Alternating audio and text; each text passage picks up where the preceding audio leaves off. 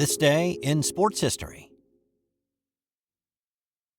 Hey, you've heard me talk about the Stirling Soap Company for a while now, and whether you've jumped on board and smell like an absolute champion, or you've been a little hesitant, then here's a great opportunity for you. We're giving away a $75 gift card to use at stirlingsoap.com.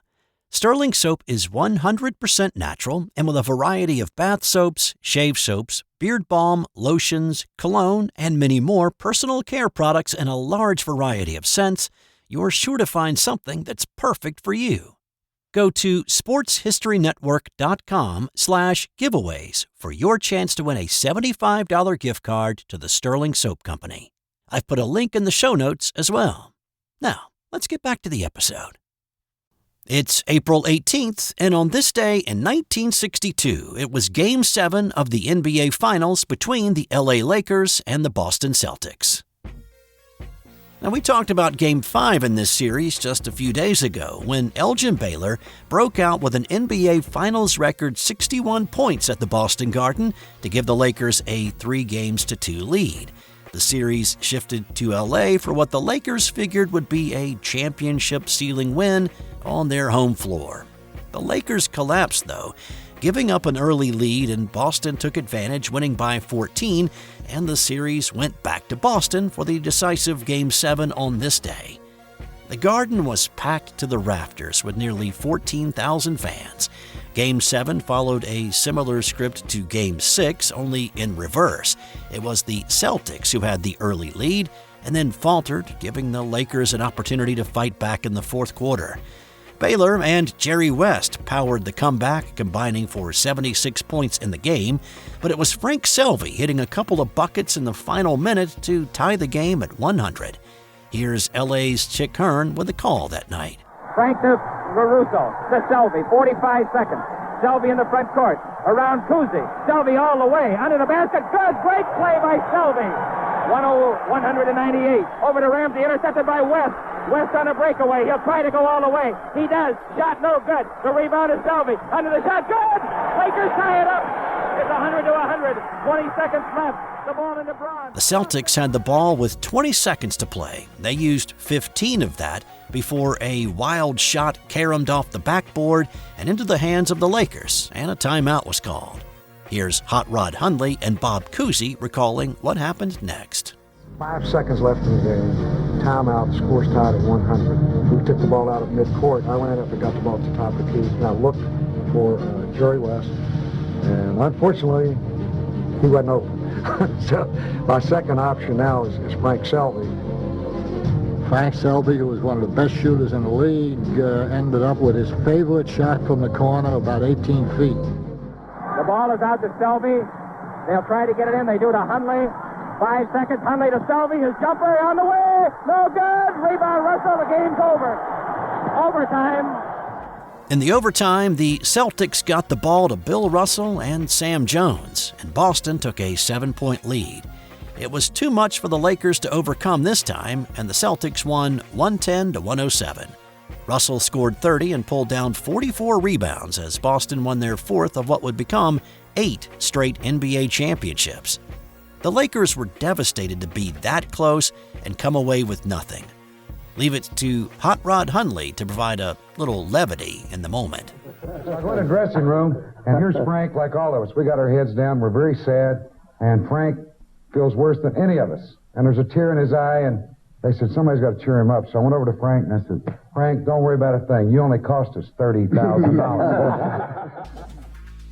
So Bill Russell, the player, became Bill Russell, the coach, on this day in 1966. Well, he didn't officially start on this day, but Boston Celtics coach Red Auerbach made the announcement on this day that he was retiring from coaching and would concentrate on being the general manager, and that Russell would be the coach for the 1966-1967 season. Now, this took place the day after the LA Lakers had beaten the Celtics in Game 1 of the NBA Finals in '66, and it was monumental since there had never been a black coach in the NBA. In the defunct ABL, the Cleveland Pipers had hired John McClendon 4 years earlier as their coach, becoming the first black head coach in the pros, but Russell broke the color barrier in the NBA. Lakers coach Fred Schaus was not happy with the announcement. He thought it took the attention away from his team's 133-129 OT win in Game 1. The Celtics would once again win this series and the NBA title in another thrilling Game 7. The Lakers would have to wait another 6 years before they would win their first championship in LA. Russell was a player-coach for 3 seasons, becoming the first black coach to win an NBA championship in '68, and followed that up with another one in '69 for 10 titles in 11 years.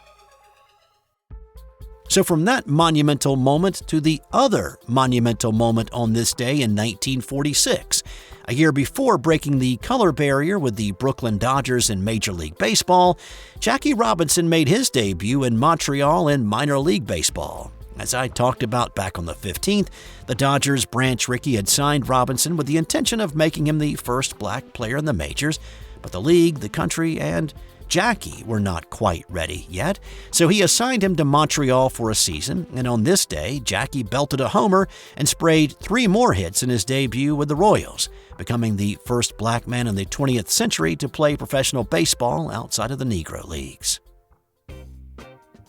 On this day in 1978, 2 of the fieriest managers in Major League Baseball had one of their many run-ins. It was a Tuesday afternoon game in New York between the Yankees and the Baltimore Orioles. Billy Martin and Earl Weaver were not friends. It started when Weaver took over as manager of the Orioles in 1968. And Martin wrote in one of his books, "I didn't like him when he first came into the league. Frankly, he pissed me off the way he strutted around like a little bantam rooster, and the way he talked. Thought he knew it all. Then he beat me 3 straight playoff games in 1969 when I was with Minnesota, and that got me fired. Later, when I came back with Detroit, he was always making comments about me in the papers, and I would return them with comments of my own. During the game, I'd be in my dugout, and he'd be in his, and I'd hear his raspy voice yelling at the umpires or at one of my players. I'd jump up to the top step of the dugout to say something to him, but he'd run away and hide." And that's how the disagreement got going on this day. The game was tied 3-3 in the 8th. Earl Weaver wanted Yankee reliever Sparky Lyle warned for a pitch that had gone over the head of Oriole catcher Rick Dempsey. Weaver started yelling at the umps, and Martin came out to home plate for a discussion, and then started yelling at Weaver to shut his mouth. And there's Earl Weaver. There's Earl Weaver. He's telling Billy Martin right now. And there's Billy's answer. Look at that. Zip it, says Weaver. Neither manager was tossed. The Yankees scored a run in the bottom of the 9th to win the game 4-3, and the argument was just one of many between these two. Their fiery relationship even led to a 1985 Coke commercial featuring the 2 guys. Hey, Earl, I see we both made it to the series. Yeah, and these seats are better than the dugout. And now we can sit back, enjoy a Coke, and watch the game. Yep, with the Coca-Cola Classic. No, Earl, Coke. But this has the classic taste. This is light and smooth. This is the original formula. This is the latest. Billy, why are you always fighting? Fight? Who fights? I never fight. Want to sign my cast? Yeah, I'll sign it. Oh, Mr. Lasorda. Coke and Coca-Cola Classic. American. Now, as volcanic of personalities as these 2 men had, you'd think that they would be like 1-2 on the list of most ejected managers. But that would be wrong. Weaver is 4th on the list with 96 ejections. Martin is way down the list in 26th place, tied with Tommy Lasorda with 48. Bobby Cox is at the top of that list and probably will be into eternity with 162 ejections in his 29-year managerial career. Let's head back to another monumental Game 7 that happened on this day in 1942. It was Toronto and Detroit in this battle for the Stanley Cup, and really this series should have been over days before. The Red Wings won the first 3 games of the series and had a 2-goal lead in Game 4, but ended up losing 4-3 after penalties, fights, and a near riot that ended up with fines and Red Wings coach Jack Adams suspended for Game 5 for punching a referee in the face. Toronto won Games 5 and 6 as well to even the series at 3 games apiece and set up this game on this day. More than 16,000 packed into Maple Leaf Gardens for the decisive game. The 16,000 was the most to ever watch a game in Canada at the time. It was Dave Schreiner scoring a pair of goals in the third period as the Leafs scored all three of their goals in the third to beat Detroit 3-1 and win the Cup after trailing 3-0 in the series. Toronto was the first team to ever rebound from a 3-0 series deficit to win the Stanley Cup. In 1974, the ABA's Utah Stars selected Moses Malone in the third round of the ABA draft. And why is this significant, you may ask? Well, Moses became the first player to ever go directly from high school to the pros. As a rookie, he was named to the ABA All-Star team and the All-Rookie team. He averaged 22 points and 17 rebounds in a playoff series against Denver. After the Stars folded in the 75 season, he went to St. Louis. After that, he went to the NBA and played for another 19 years until he retired in 1995, having won 3 league MVPs and being named as one of the top 50 players in the first 50 years of the league. Time now for today's That's Got Nothing to Do with Sports fun fact. Mount Everest is not really the tallest mountain on Earth.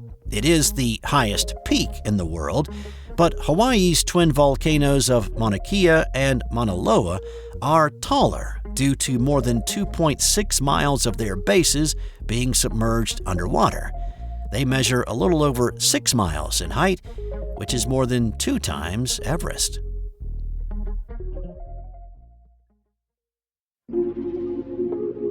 This has been an original Thrive Suite production.